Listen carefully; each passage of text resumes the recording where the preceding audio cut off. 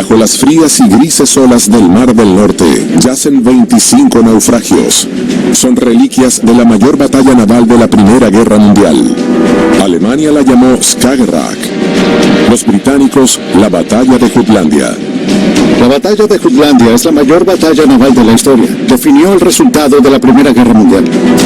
El 31 de mayo de 1916, los almirantes Jellicoe y Beatty zarparon con el poder de la Marina Real a una batalla épica con su contraparte alemana. Los británicos esperaban que fuera como Trafalgar, pero resultó ser un fracaso. Este fue un duro despertar para la Marina Real, un fuerte golpe.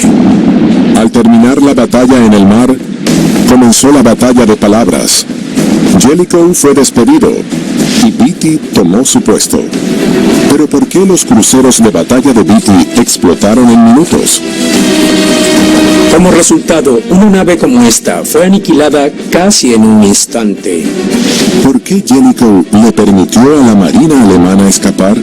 Esta información es invaluable. Por desgracia, había operaciones ocultas. Hace preguntarte, ¿por qué? 100 años después, aún se debate sobre Jutlandia. ¿Acaso los naufragios revelarán que los culpables de esta decepción fueron los comandantes o mostrarán un escenario diferente? Al investigar estos naufragios, podremos conocer más sobre los detalles de la batalla. En esta serie, exploramos algunos de los naufragios más misteriosos, desde grandes batallas navales hasta desastres en el mar. Desentrañamos sus increíbles historias y revelamos sus secretos hundidos.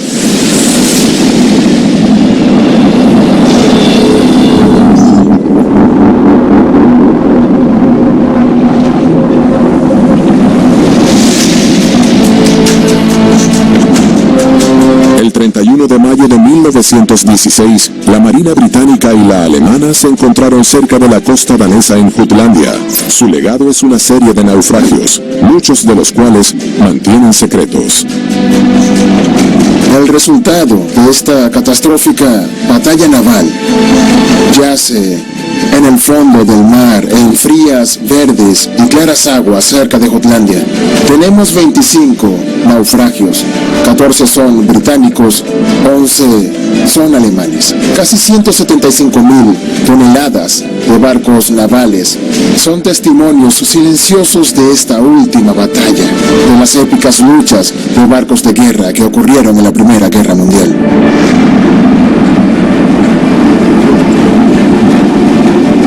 La batalla de Jutlandia es la mayor batalla naval de la historia y al principio fue recibida por los británicos como una derrota. Al bajarse las armas, una mordaz guerra de palabras comenzó entre quienes apoyaban a Jellicoe y quienes apoyaban a Beatty. ¿Podrán revelar los naufragios lo que en realidad ocurrió ese día de 1916 que cambió el curso de la historia? Mayo de 1916. La Primera Guerra Mundial llevaba 2 años de intensa batalla, pero la oportunidad de la Marina Real de vencer a Alemania en una decisiva batalla naval no había ocurrido.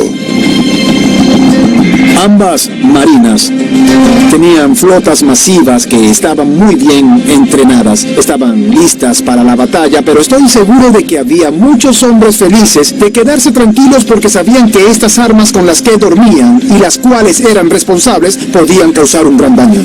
Sin embargo, la gran batalla de la Primera Guerra Mundial no había ocurrido. Jutlandia fue eso, pero no se suponía que lo fuera. Mientras la Marina Real esperaba por algún suceso, el cuidadoso almirante de la Marina alemana, von Paul, murió. Su reemplazo era un hombre muy diferente. Reinhard Scheer tomó el mando a finales de la primavera de 1916 y tenía ideas muy diferentes sobre cómo usar la Marina de Alemania. Quería usar de manera agresiva los submarinos y dirigibles para apoyar una excursión de la flota de alta mar al Mar del Norte.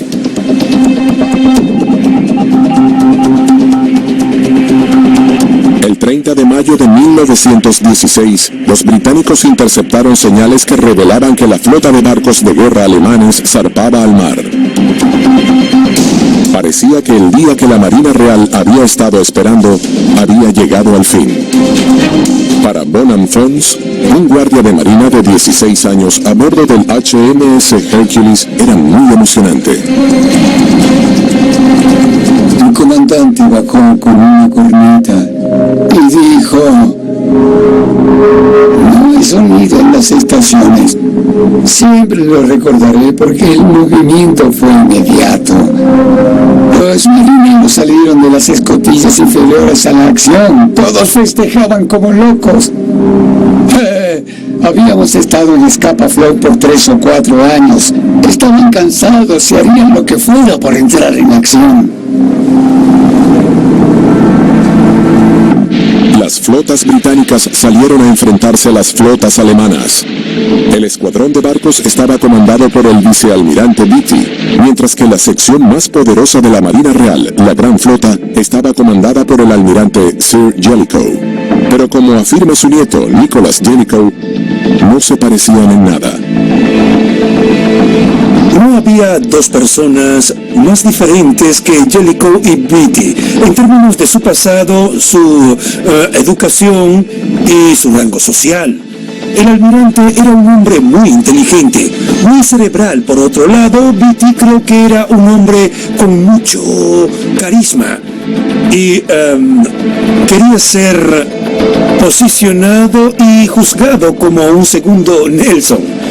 Mucho de lo que hizo fue impulsado por lo que ocurrió con Trafalgar. Por eso en su mente sus acciones no eran malas si te llevaban a enfrentarte al enemigo. Y enfrentarse al enemigo era lo que iban a hacer. Pero Jellicoe estaba preocupado de que el optimismo de Beatty lo hiciera parecer engañado por los alemanes. Las fuerzas navales británicas zarparon al Mar del Norte a un punto de encuentro cerca de la costa danesa. La flota de batalla principal que venía de Scapa Flow, otros que venían de Cromarty y otros cruceros de batalla del estuario de Forth fueron enviados alrededor de las 9 en anticipación al encuentro con un grupo de cruceros de batalla que vendría del norte al Mar del Norte. Jellicoe estaba a unos 110 kilómetros cuando el crucero de batalla de Beatty se encontró con su contraparte alemana, comandada por el almirante Hipper, y los persiguió hacia el sur. La primera parte de esta batalla ocurrió cuando los cruceros se encontraron y comenzó la persecución hacia el sur. Las fuerzas británicas persiguieron a las alemanas. A menos de 48 kilómetros del primer punto de encuentro, yacen los restos de los barcos de Beatty, el Indefatigable y el Queen Mary. El Queen Mary fue una de las últimas adiciones de cruceros a la línea de Beatty y tenía la reputación de ser uno de los mejores barcos armados de la flota de cruceros de batalla. Su pérdida fue una gran sorpresa. ¿Había cometido Beatty un error fatal en batalla tan pronto? John Ubrey, otro guardia de marina de solo 19 años, iba a bordo del HMS Tiger y nunca olvidó lo que vio. Se escucharon una serie de violentas explosiones. De repente pasamos por una densa nube de humo. Pensé que alguna bomba de gas había explotado y entonces grité: ¡pónganse las máscaras! Y me puse la mía, que solo era un pedazo de esponja con cinta adhesiva. Algo húmeda, no era muy eficiente. Pero no era una bomba de gas, era el humo del Queen Mary. El crucero de guerra frente a nosotros había explotado. Lo que pasaba por la mente de Beatty en ese momento es difícil de saber, pero cuando el Queen Mary explotó a las 4:26, se volteó hacia su capitán de buque, Chatfield, y dijo lo que se convirtió en una frase famosa: al parecer, hay algo malo con nuestros barcos hoy.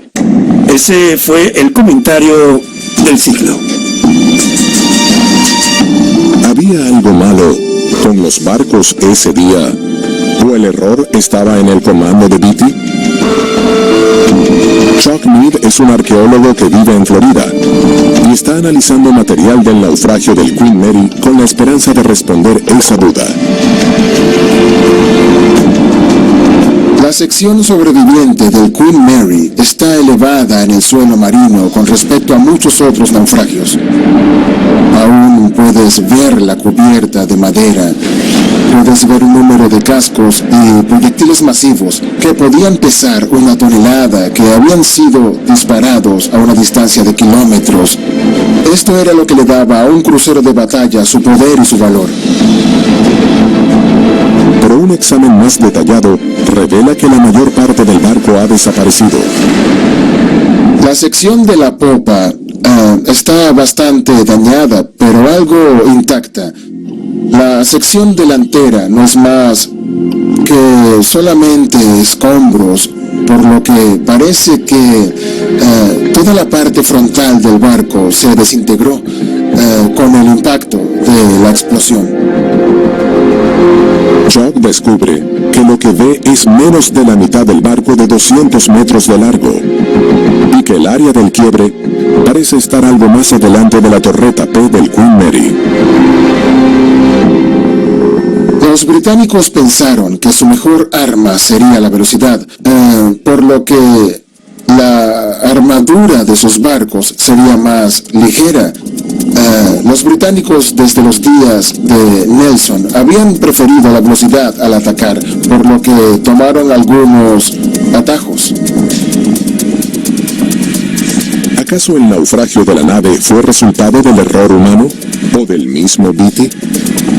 Su lento ataque y su incondicional confianza en sus cruceros de batalla lo llevaron a dejar a otros 4 poderosos cruceros atrás.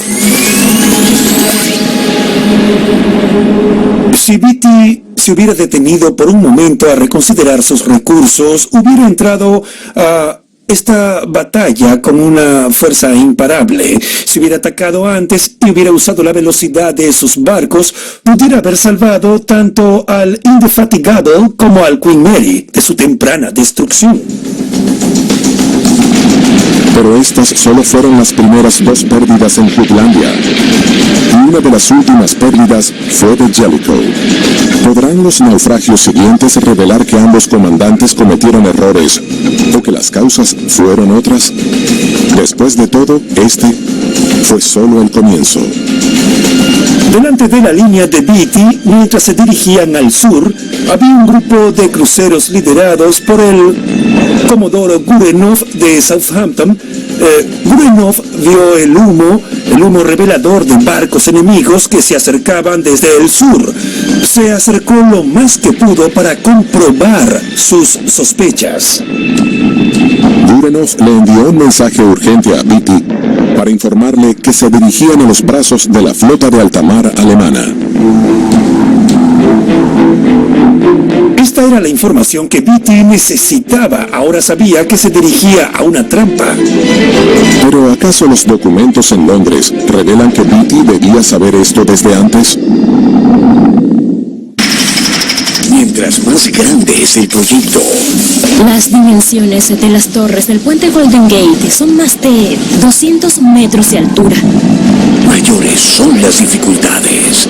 Los trabajadores morían de deshidratación, podían ser golpeados por rocas que caían. Tenían reiterados ataques de pánico. Otros necesitaron un trago de whisky ocasional. Gigantes de la ingeniería. Últimos episodios. Viernes a las 10 de la noche por History 2. Emma, el colchón para los que aman sus diferencias y dormir mejor juntos. Enamórate este febrero. Hasta 65% de descuento. emmacolchon.com.mx. Reinicia la piel de tu rostro. Nuevo jabón Asepsia Piña. 51% menos grasa y 60% reducción en el tamaño de los granitos. Ácido salicílico y todo el poder de la piña. Una innovadora forma de tratar las imperfecciones a la velocidad de Asepsia. Asepsia Piña en jabón. En los archivos nacionales, el historiador Guy Walters descubrió documentos que revelan que la llegada de la flota de alta mar no debió ser una sorpresa.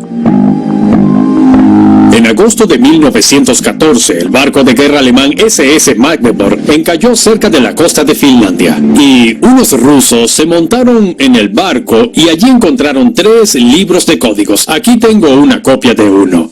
Hasta ese momento, los británicos no sabían cómo decodificar el tráfico de señales alemán, pero cuando tienes un libro como este, tienes todos los secretos. Es como una guía, con todas las pistas. Esto se envió a una oficina del almirantazgo, una muy secreta, llamada Oficina 40. Esparcidas por la costa de Gran Bretaña, había estaciones escuchando el tráfico de radio alemán. Esta información era enviada a la Oficina 40, en la central del almirantazgo, en Londres, y usando el libro de códigos, podían decodificar los mensajes alemanes. Esto les permitió a los británicos saber todo lo que hablaban los alemanes. Aquí tenemos el código 36AXK, que significa ducto de ventilación. Solo había que leerlo. Tiene casi todas las palabras del idioma alemán y su código. Y claro, los alemanes desconocían que los británicos tenían estos códigos. Podían haber estado hablando en inglés en realidad, porque los británicos sabían todo lo que decían. Y eso era algo invaluable en tiempos de guerra. En este punto, los británicos habían estado interceptando el tráfico de señales por 2 años y debían saber que Scheer estaba en el mar con la flota de alta mar. Y, de cierta forma, lo sabían. Parte del problema con estas señales de información, como eran entonces, era que la división de operaciones del almirantazgo y los decodificadores de la Oficina 40 no se conocían realmente muy bien. Un ejemplo clásico de la falta de comunicación fue el momento crítico en el cual el almirante Oliver pidió información real sobre la posición de la señal DK. Esta era la señal inalámbrica del buque insignia alemán. Oliver hizo la pregunta: ¿dónde está la señal DK? A lo que la Oficina 40 respondió: la señal DK está en Wilhelmshaven, el puerto de la flota alemana. El problema era que cada vez que la flota alemana zarpaba al mar, la señal del buque insignia, DK, era transferida a una estación costera y una nueva era adoptada por el buque al navegar. Esto era un intento de despistar a los británicos. Por fortuna, la Oficina 40 sabía esto, pero los literales decodificadores respondieron la pregunta que se les preguntó. Si Oliver se hubiese expresado de una manera diferente, si hubiese preguntado ¿dónde está el barco Friedrich de Grosse? En vez de ¿dónde está la señal de K?, hubiese obtenido una respuesta diferente de la Oficina 40. Y fueron incidentes como este los que ocasionaron una gran falla de comunicación. Todos estos datos que fueron recogidos de la lectura de las señales alemanas no llegaron nunca a Jellicoe, quien era el hombre que podía usar esa información. Este error absuelve a Beatty de caer en la trampa. Fue el almirantazgo el que cometió un grave error. Pero era Beatty quien debía pensar rápido. Decidió dar un giro de 180 grados y volver al norte. Su plan era llevar a los alemanes a su trampa, la gran flota de Jellicoe. Pero cometió un error. No le informó a Jellicoe. Jellicoe se comunicó con él y le dijo: ¿dónde está la flota enemiga? Puede escuchar armas, pero no sé dónde está. No recibió ninguna información.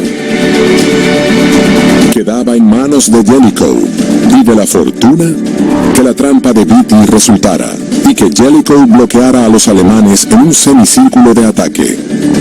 Para Alemania, debió ser un momento de puro terror, mientras 8 kilómetros de barcos de guerra británicos descargaban sus armas.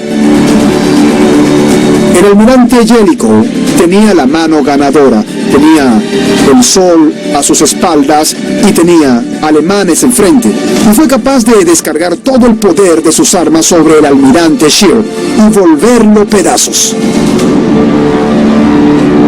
John Aubrey, quien había pasado por el humo del Queen Mary, vio a los británicos volver. Fue un momento increíble para cualquiera. Al fin las dos grandes flotas estaban en acción. Recuerdo pensar que habíamos perdido mucho y que perderíamos más, que no nos importaba perder esto o aquello mientras las dos flotas se enfrentaban. Y el momento había llegado. Entonces, ¿por qué el fondo del mar no está lleno de barcos alemanes? Los alemanes desaparecieron entre la niebla y el humo. No los podíamos ver y el fuego se detuvo. Ninguno de nosotros sabía lo que ocurría. Creo que ni Jellicoe tampoco lo sabía. Desde el punto de vista de Jellicoe, la flota alemana se había desvanecido. Debían haber dado la vuelta y haberse retraído, pero 2 horas antes, cuando Beatty se había devuelto con sus barcos, lo había hecho en 10 minutos. Entonces, ¿cómo Alemania había sido capaz de cambiar el rumbo de 22 barcos tan rápido?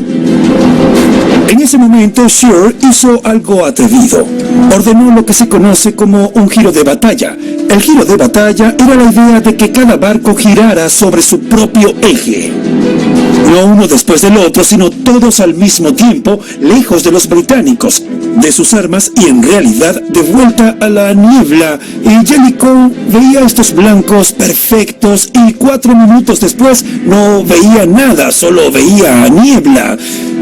En esencia, esto fue como el freno de mano veloz de un auto. No era una maniobra practicada por la Marina Real. La confianza británica en sus habilidades venía de siglos de superioridad naval, lo que significaba que nunca practicarían algo que, por naturaleza, solo sería usado como una maniobra de retirada. Pero los 2 naufragios que yacen cerca son británicos. ¿Acaso la confianza se convirtió en soberbia? En el fondo del océano yacen los barcos británicos HMS Defense y el HMS Invincible. Bonne-Fonds vio el hundimiento del Invincible. Pasamos cerca de la popa de un barco que salía del agua. El oficial de armamento, que tenía muy buenos lentes, pudo leer el nombre y dijo: "Eso es el Invincible". Y estaba destruido y partido por la mitad. La popa sobresalía del agua y le pude decir al capitán que la última vez que lo había visto estaba de cabeza y hundido. Mientras que el Invincible estaba comandado por Beatty, el Defense estaba bajo el comando de Jellicoe. ¿Ambos habían cometido errores fatales? ¿O acaso las causas de los naufragios estaban más allá de su control? Las imágenes del dramático hundimiento del Invincible sugieren que, como el Queen Mary, el barco se quebró en 2. En Estados Unidos, Chuck analiza los videos del naufragio del Invincible. Esta sección luce intacta. Hay muchos escombros dispersos alrededor, lo que luce como cables, y puedo ver secciones de enchapado y otras cosas, pero es un desastre. En definitiva, hay demasiadas cosas. Puede ser que parte de su superestructura colapsara. Luego de 100 años a merced del Mar del Norte, se esperaría que las condiciones del barco se hubieran deteriorado, pero aún conserva pistas sobre el naufragio. El techo de la torreta no está. Una vez que la torreta fue penetrada, la explosión fue lo suficientemente fuerte para quebrar el barco en 2. Lo que vemos en este video corrobora los datos históricos, que el techo de la torreta voló por la fuerza de la explosión, la cual fue lo suficientemente fuerte para partir el barco en 2 pedazos, como ocurrió con el Queen Mary. El naufragio del Invincible muestra las pruebas de la explosión de una torreta como en el Queen Mary. ¿Podrá Chuck encontrar una evidencia similar en el Defense? Hay armas más pequeñas que las que hemos visto, de 19 centímetros. Parece que el techo de la torreta explotó, lo que tiene sentido ahora que sabemos que el almacén se incendió y explotó. El hecho de que el techo de la torreta del Defense haya desaparecido sugiere que sufrió una detonación similar a los otros barcos, pero el naufragio luce diferente.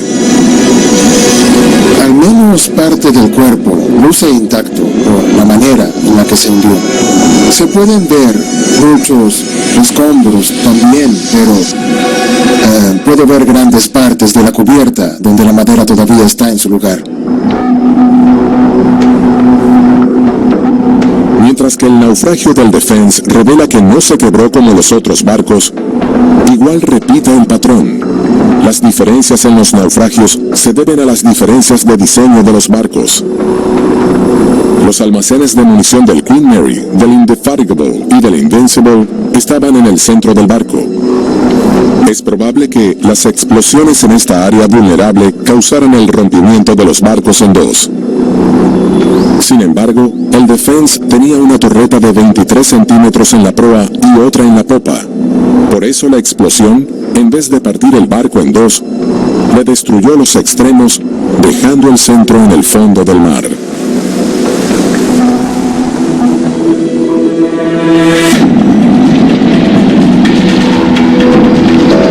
Los videos muestran daños similares en los 4 naufragios, sin importar el comandante. Entonces, ¿puede que las causas de estos desastres estuvieran más allá del control de Beatty y Jellicoe? Andrew Chon es un curador del Museo Marítimo Nacional que tiene los planos originales del Queen Mary, el segundo barco que se hundió de esta manera. Como se puede ver en este dibujo del diseño, muchas características fueron diseñadas para garantizar la seguridad y supervivencia del barco. El Queen Mary era uno de los cruceros de batalla británicos más protegidos, con una excepción. Tenía la armadura lateral más fuerte de todo el escuadrón de Beatty. También tenía cubiertas bastante protegidas que eran curvadas para desviar el ángulo de ataques bajos.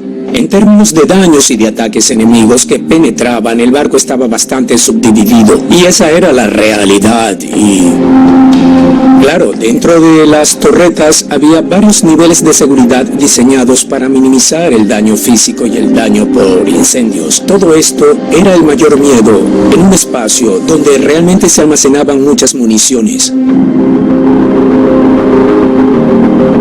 Los planos muestran que el Queen Mary era vasto y complicado, con una serie de características para prevenir que los ataques causaran algún daño. ¿Pero qué pudo haber causado su explosión? ¿Y acaso la respuesta absolverá a Jellicoe y a Beatty de culpa alguna? Las condiciones del naufragio sugieren que había un punto débil alrededor de la torreta P. Hoy día, solo un barco de la batalla de Jutlandia sobrevive, el HMS Caroline, atracado en Belfast, en Irlanda del Norte.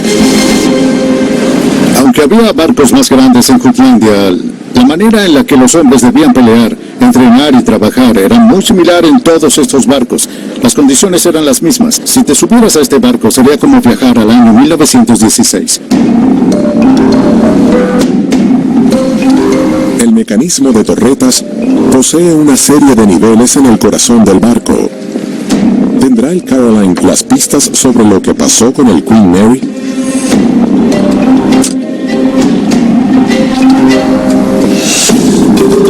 Lo genial sobre el HMS Caroline es que mientras más profundo entras en el barco, más viajas hacia el pasado. Este es el cuarto de municiones donde se guardan los obuses explosivos de 15 centímetros. Este era uno de los lugares más peligrosos del barco, lleno de explosivos. E incluso hoy, todo lo que ves aquí es original. Esta es la nave tal cual era en 1916.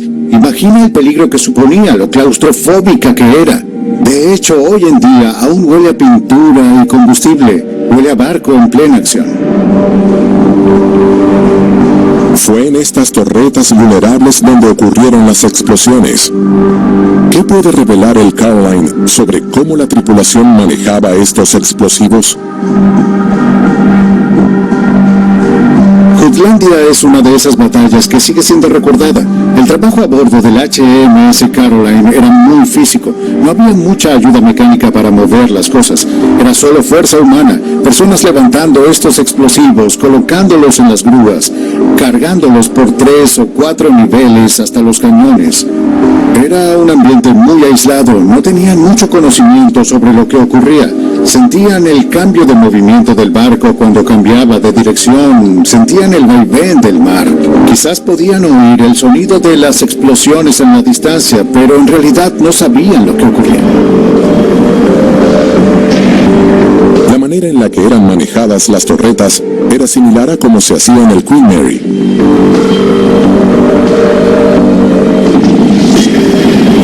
La mayoría de los testimonios hablan de terribles explosiones seguidas del rápido hundimiento de los barcos. En el caso del Queen Mary, se presume que las explosiones se originaron cerca de la torreta P, que era la torreta central.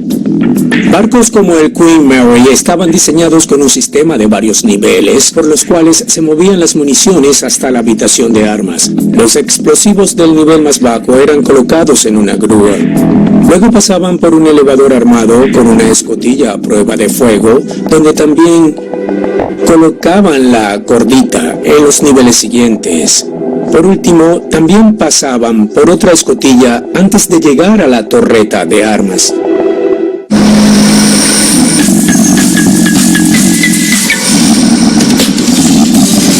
La capacidad de comunicarse con alguien mediante la voz fue una gran transformación en la experiencia humana. Esto iba a cambiar el funcionamiento de la industria de las herramientas para siempre.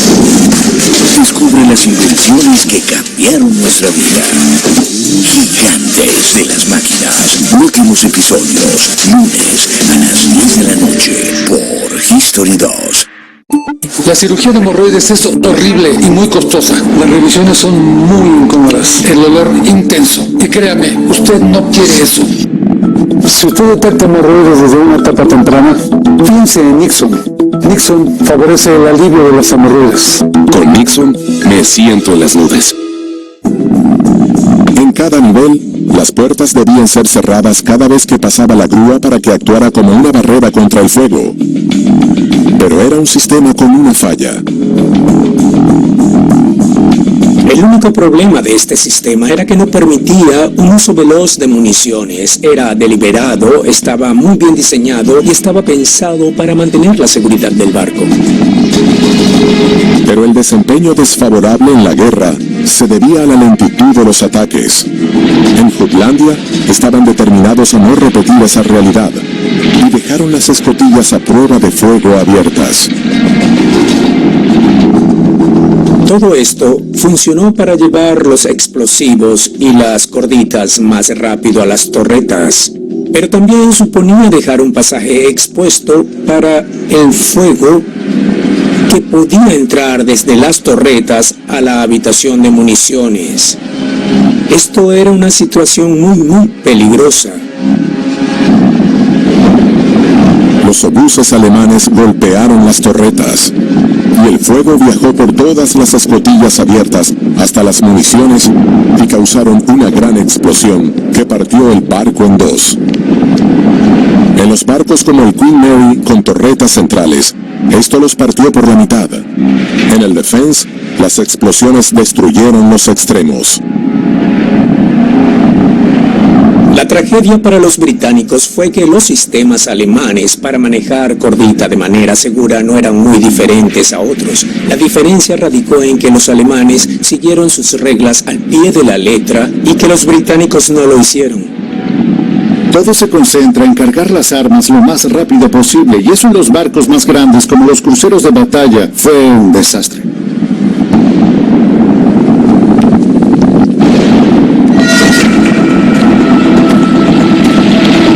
La decisión de alterar los protocolos no fue tomada por Jellicoe o Beatty, lo que los absuelve de culpa. Fue tomada por los capitanes de esos barcos que prefirieron la velocidad en vez de la seguridad. Para entonces, entonces, las explosiones habían destruido al Indefatigable y al Queen Mary durante la persecución hacia el sur y al Invincible y al Defense durante el encuentro entre flotas.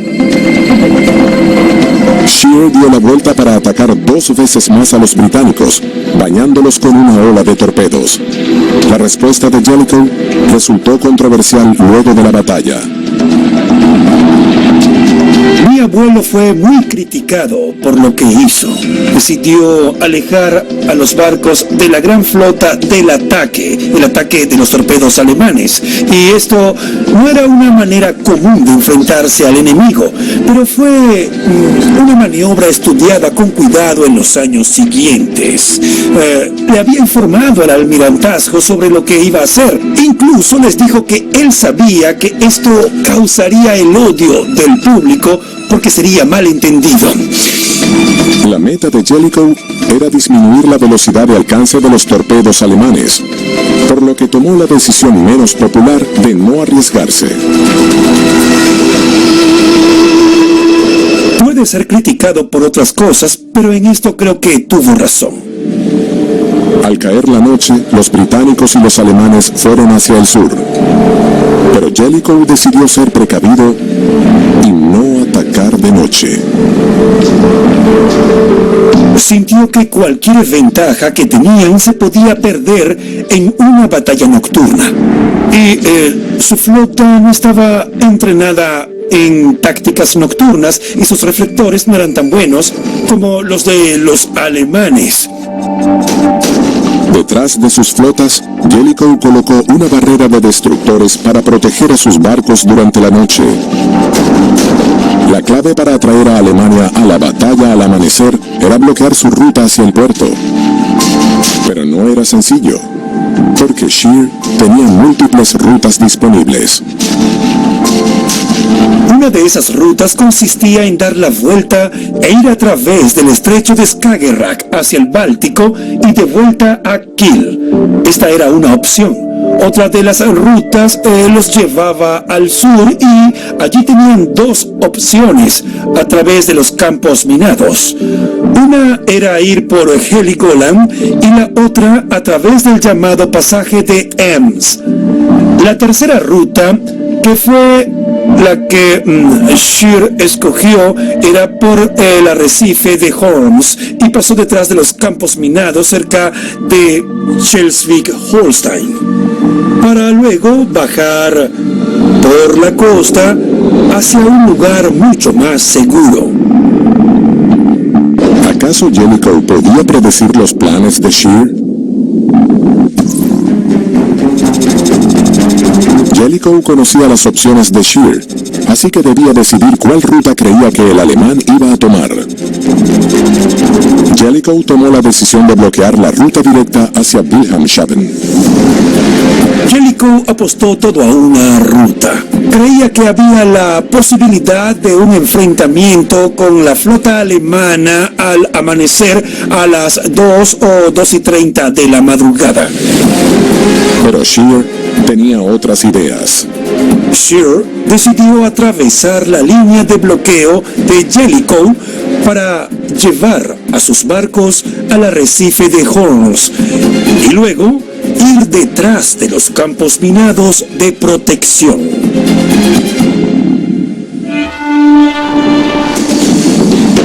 El resultado fue que Shear atravesó la barrera de destructores y regresó a su puerto, mientras que Jellicoe se dirigía al sur sin detectarlo.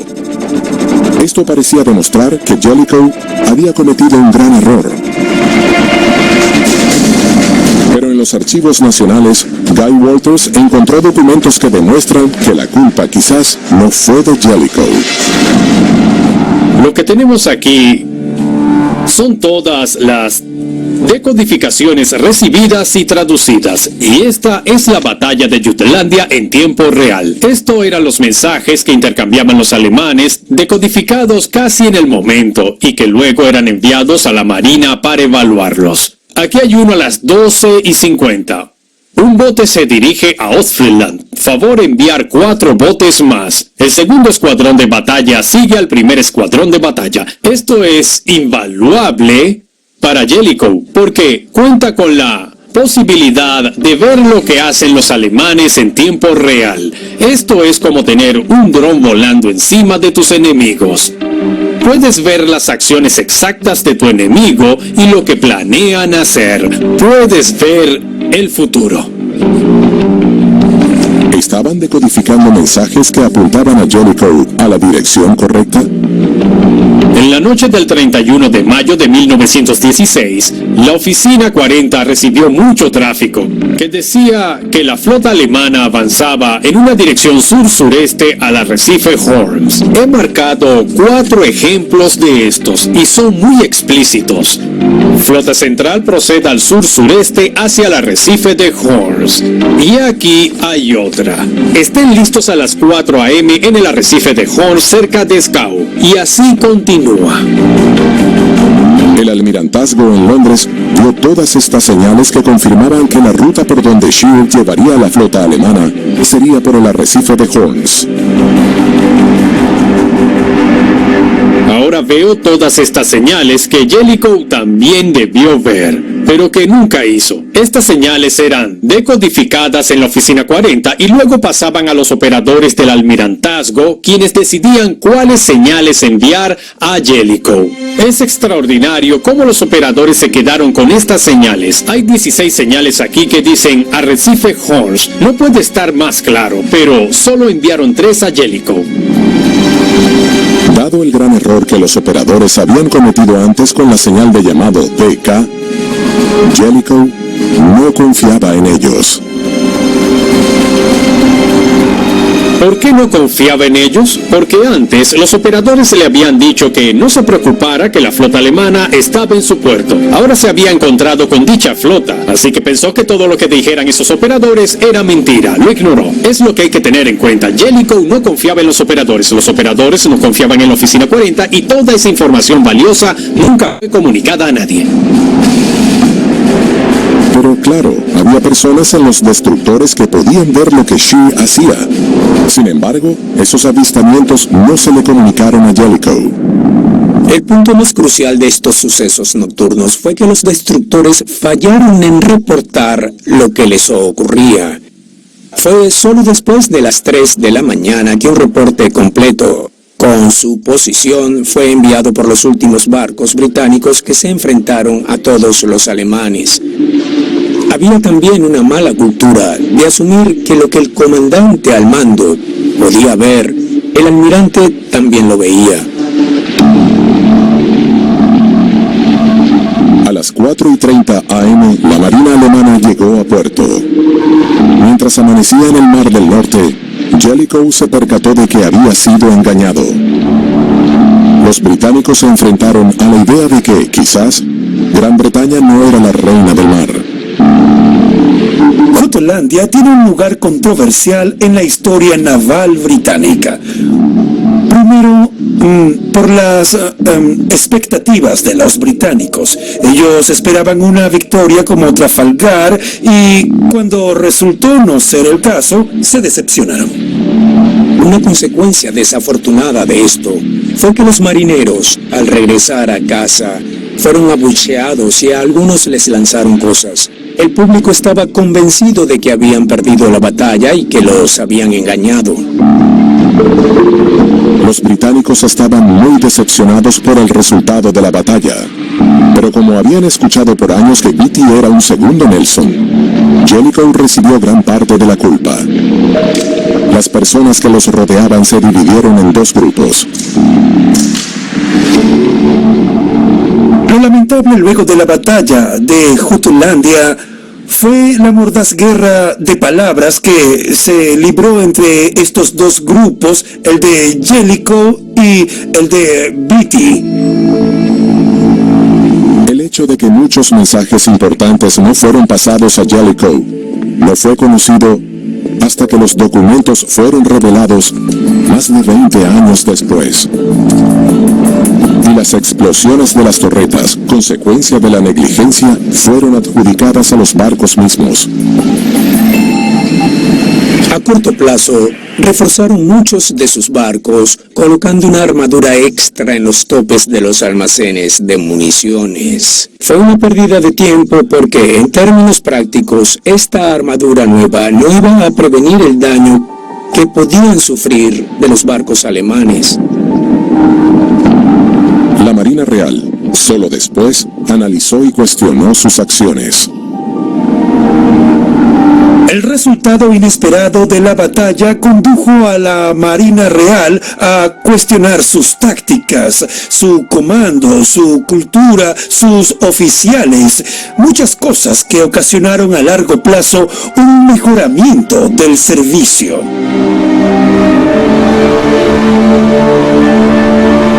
Jellicoe cayó en deshonra para la Marina y se retiró, mientras que el ambicioso Beatty tomó su puesto. Pero en realidad, la cautela de Jellicoe resultó ser beneficiosa. No fue como la victoria de Trafalgar que esperaban, y no impidió que los alemanes regresaran a puerto, pero gran parte de la Marina Real había sobrevivido. No se iban a arriesgar. Este bloqueo le costó a Alemania la Primera Guerra Mundial.